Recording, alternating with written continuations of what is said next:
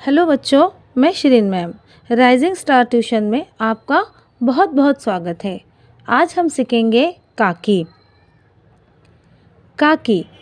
उस दिन बड़े सवेरे शामू की नींद खुली तो उसने देखा कि घर में कोहराम मचा हुआ है। उसकी माँ नीचे से ऊपर तक एक कपड़ा ओढ़े हुए कंबल पर भूमि शयन कर रही है और घर के सब लोग उसे घेर कर बैठे बड़े करुण ढंग से विलाप कर रहे हैं। देखो बच्चों, ये हम लोग की जो कहानी है इसका शीर्षक है काकी। अब इस कहानी के अंदर जो शामू है, जो छोटा बच्चा है, तो उसकी जो माँ है उसका निधन हो गया है और उसकी माँ को जो देख रहा है वो तो उसकी माँ के सर के ऊपर यानी उसको ऊपर से एक कपड़ा लोगों ने उसे ढक दिया है उस कपड़े से। और घर के जो लोग हैं उनके चारों तरफ, उनकी माँ के चारों तरफ बैठे हुए हैं, है ना। और वो बड़े ही करुण ढंग से विलाप कर रहे हैं।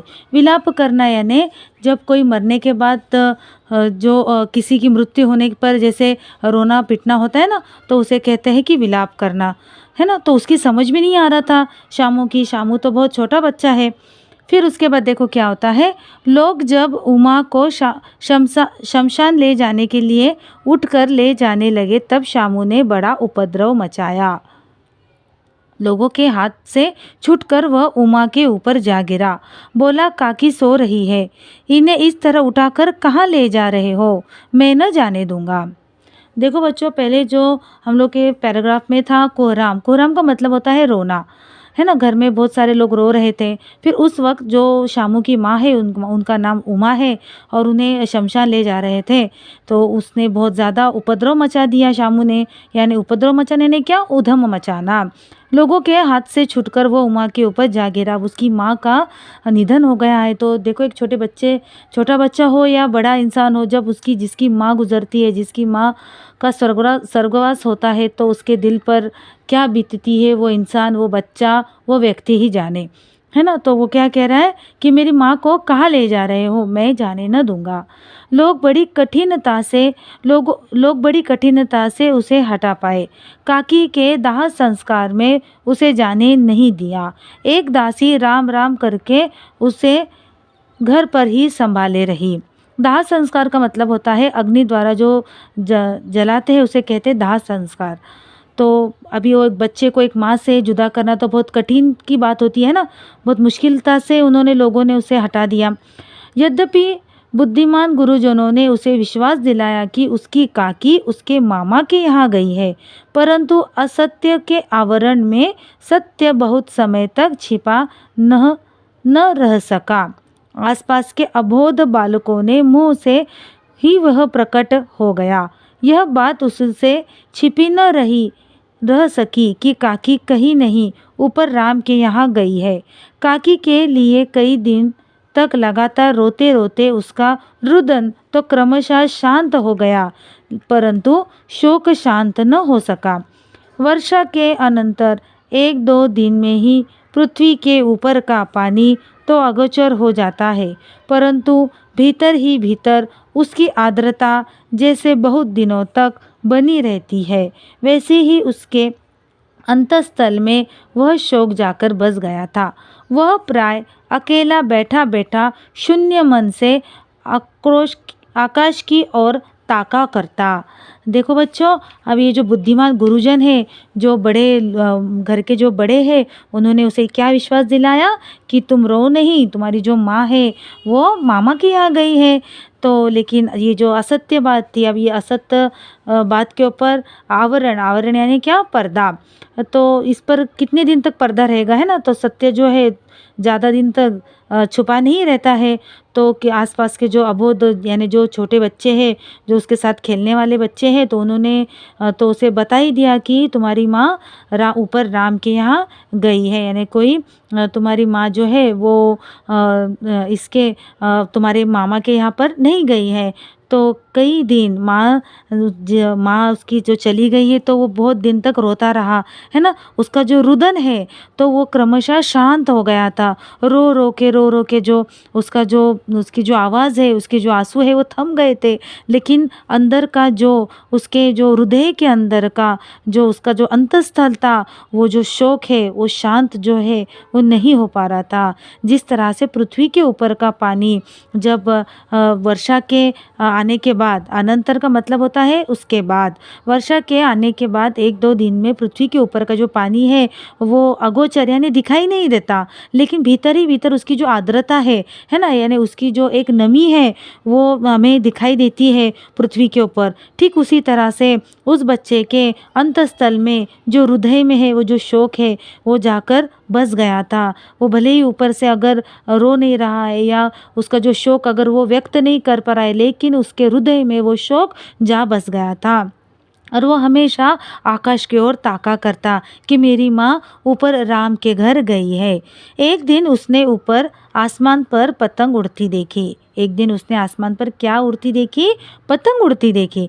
न जाने क्या सोचकर उसका हृदय एकदम खिल उठा। विश्वेश्वर के पास जाकर बोला, काका मुझे एक पतंग मंगवा दो। देखो अब जो है ये जो विश्वेश्वर है ये उसके पिताजी है। उनके पास जाकर उसने बोला कि मुझे एक पतंग चाहिए। क्यों? तो उसने जो आसमान में जो उड़ रही है पतंग, न जाने उसको देखकर क्या उसके मन में ख्याल आया और उसने क्या कहा कि मैं उसके उसके उसने वो विश्वेश्वर के पास जाकर कहा कि मुझे एक पतंग मंगवा दो। पत्नी के मृत्यु के बाद विश्वेश्वर अन्यमनस्क रहा करते थे। अन्यमनस्क का मतलब होता है उदास रहा करते थे।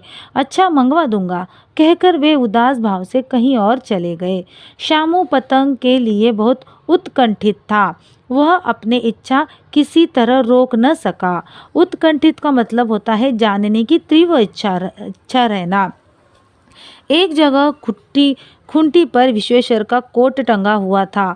इधर उधर देखकर उसने एक स्टूल सरका कर रखा और ऊपर चढ़कर कोट की जेबें टटोली। उनमें से एक चवन्नी का आविष्कार करके वह तुरंत वहाँ से भाग गया। अब देखो एक जो खूंटी है जहाँ पर कुछ कपड़े वपड़े जो जिसके होते थे पहले तो टंगाए थे, तो विश्वेश्वर का जो कोट वहाँ पर टंगा हुआ था तो उसने यहाँ वहाँ देखा तो उसे कुछ वो हाथ पर नहीं लगा, तो उसने स्टूल सरका कर उसके ऊपर चढ़कर कोट की जेबें टटोली, यानी उसे वो ढूंढ रहा था। कोट की जेबें है ना, कोट को तो बहुत सारी जेबें होती है, सामने से होती है, अंदर भी होती कोट के अंदर। तो उसमें से उसे एक चवन्नी का आविष्कार यानी उसे एक चवन्नी मिल गई। फिर वो उसे लिया उसने और तुरंत वहाँ से भाग गया। सुखिया दासी का लड़का भोला शामू का समवयस्क साथी था। समवयस्क का मतलब होता है समान आयु का, यानी वो लोग एक ही उम्र के थे। शामू ने उसे चवन्नी देकर कहा, अपनी जीजी से कहकर चुपचाप एक पतंग और डोर मंगवा दो। देखो खूब अकेले में जाना, कोई जान न पाए। पतंग आई। एक अंधेरे घर में उसमें डोर बांधी जाने लगी। शामू ने धीरे से कहा, भोला किसी से न कहना, तो एक बात कहूँ? भोला ने सर हिलाकर कहा, नहीं किसी से नहीं कहूँगा। शामू ने सिर हिलाकर कहा, मैं यह पतंग ऊपर राम के यहाँ भेजूँगा। इसे पकड़कर काकी नीचे उतरेगी। मैं लिखना नहीं जानता, नहीं तो इस पर उसका नाम लिख देता। अब देखो ये जो बच्चा है, ये छोटा बच्चा है, उसके दिमाग में खुले आसमान को देखकर एक कल्पना आई कि मैं ऊपर जो आसमान में ये जो पतंग उड़ रही है ये मैं पतंग लेकर आऊँगा और पतंग को पकड़कर मेरी जो काकी है वो नीचे आ जाएगी। तो उसका जो समवयस्क जो उसका समान आयु का जो मित्र है भोला, उसने उसे चवन्नी दे दी। उनके विश्वेश्वर के कोट में से निकाल कर वो कहता है कि तुम जाओ और एक पतंग लेकर आओ। तुम, और वो ये भी कह रहा है भोला से कि तुम ये बात किसी से न कहना कि मैं ये ऊपर पतंग जो है ये राम के यहाँ पर भेजूँगा और इसे पकड़कर जो काकी है वो नीचे उतरेगी। भोला शामू से अधिक समझदार था। उसने कहा, बात तो अच्छी है परंतु एक कठिनता है। यह डोर पतली है, इसे पकड़कर काकी नहीं उतर सकती, इसके टूट जाने का डर है। पतंग में मोटी रस्सी हो तो सब ठीक हो जाएगा। अब देखो इसका जो मित्र है भोला, ये ज़्यादा ही समझदार है। वो क्या कह रहा है कि इसकी जो डोर है, पतंग की डोर तो देखो आप लोगों ने देखी होगी बच्चों, कितनी नाजुक होती है ना। तो वो कह रहा है कि इतनी नाजुक डोर से काकी जी उतर नहीं सकती, तो एक जो डोर है उसे टूट जाने का डर है, इससे बेहतर है कि पतंग में मोटी रस्सी हो तो सब ठीक हो जाएगा। शामू गंभीर हो गया, यानी वो सोचने लगा, मतलब कि ये तो लाख रुपए की सुझाई गई है, परंतु कठिनता ये थी कि मोटी रस्सी कैसे मंगाई जाए, पास में दाम नहीं है, और घर के जो आदमी उसकी काकी को बिना दया माया के जला आए हैं, वे उसे इस काम के लिए कुछ नहीं देंगे। उस दिन शामू को चिंता के मारे बड़ी रात तक नींद ही नहीं आई। अब देखो ये उसके बाद तो उसके पल्ले पड़ गई कि अभी तो मुझे जो मेरा उसका जो मित्र है भोला, उसने तो बात पते की कही है ना, तो ये लाख रुपए की बात सुझाई है उसने। लेकिन अब कठिनता ये थी, प्रॉब्लम ये थी कि मोटी रस्सी लाए तो कैसे लाए, कि जो इंसान जो आदमी थे जो उसकी काकी को जो उसकी माँ को बिना दया माया के जला कर आ गए हैं, तो वो थोड़ी ना उसको पैसे देंगे। तो इस टेंशन से, इस प्रॉब्लम से उसे रात भर नींद ही नहीं आई। पहले दिन की तरकीब से दूसरे दिन उसने विश्वेश्वर के कोट से 1 रुपया निकाला। अब देखो पहले दिन जो उसने चवन्नी निकाली थी पतंग के लिए, अब दूसरे दिन उसने क्या किया, विश्वेश्वर के कोट से फिर 1 रुपया निकाला, ले जाकर बोला भोला को दे दिया, और बोला देख भोला, किसी को मालूम ना होने पाए, अच्छी अच्छी 2 रस्सियाँ मंगा दो, एक रस्सी ओछी पड़ेगी। ओछी का मतलब होता है छोटी। जवाहर भैया से मैं एक कागज़ पर काकी लिखा दूंगा, नाम की चिट रहेगी, तो पतंग उन्हीं के पास पहुंच जाएगी। अब देखो इसे तो विश्वेश्वर के कोट से 1 रुपया मिल गया है, और ये मिलने के बाद में इसने भोला को दिया और बोल रहा है कि 2 रस्सियाँ मंगवा लो। दो इसलिए क्यों, तो एक रस्सी जो है वो छोटी पड़ेगी, ओछी पड़ेगी, है ना। और जो उसके जो जवाहर भैया है, मैं उनसे लिखवा दूंगा कि इस पतंग के ऊपर काकी यानी उनका नाम लिखवा दूंगा। 2 घंटे बाद प्रफुल्ल मन से शामू और भोला अंधेरी कोठरी में बैठे बैठे पतंग में रस्सी बांध रहे थे। प्रफुल्ल मन से यानी खुशी से कि शामू जो है उसका तो काम पूरा हो गया, उसे पतंग भी मिल गई और रस्सी भी मिल गई, तो खुशी खुशी वो पतंग में रस्सी बांध रहे थे। अकस्मात यानी अचानक, शुभ कार्य में विघ्न की तरह, विघ्न यानी क्या, बाधा, यानी अचानक अच्छे कार्य में एक बाधा की तरह उग्र रूप धारण किए हुए विश्वेश्वर वहां आ घुसे। भोला और शामू को धमका कर बोले, तुमने हमारे कोट से रुपया निकाला है। अब देखो ये जो फ्रेंड्स है, जो मित्र है, आपस में काम कर रहे हैं, है ना, पतंग में वो रस्सी बांध रहे हैं, और ये अचानक वहाँ पर जाकर धमका कर उनको बोल रहे हैं कि हमारे कोट से तुमने रुपया निकाला है। तो भोला सब सक पकाकर एक ही डांट में मुखबिर हो गया, यानी जो भोला है उसने एक ही डांट उसे पड़ गई, तो वो मुखबिर यानी क्या, चुगली करने वाला हो गया। और क्या बोल रहा है वो, कि शामू भैया ने रस्सी और पतंग मंगवाने के लिए निकाला था। विश्वेश्वर ने शामू को 2 तमाचे जड़कर कहा, चोरी सीख कर जेल जाएगा, अच्छा तुझे आज अच्छी तरह समझाता हूँ। ये कहकर फिर तमाचे जड़े और कान मलने के बाद पतंग फाड़ डाली। अब रस्सियों की ओर देखकर कहा, ये किसने मंगाई।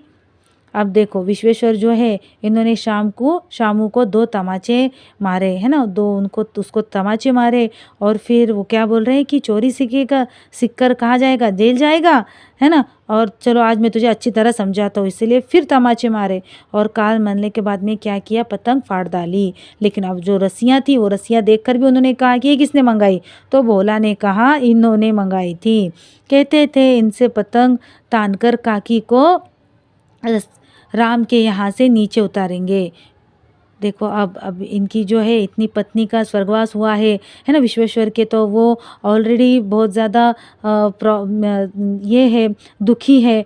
तो विश्वेश्वर जो है वो हतबद्धी होकर, यानी जो कुछ सोच पाने की जो अवस्था में न हो, ऐसे होकर वो वहीं खड़े रह गए। उनकी समझ में ही नहीं आ रहा था कि मैंने मारा उसे तो सही के लिए मारा या गलत के लिए मारा। उन्होंने फटी हुई पतंग उठाकर देखी, उस पर चिपके हुए कागज़ पर लिखा हुआ था काकी।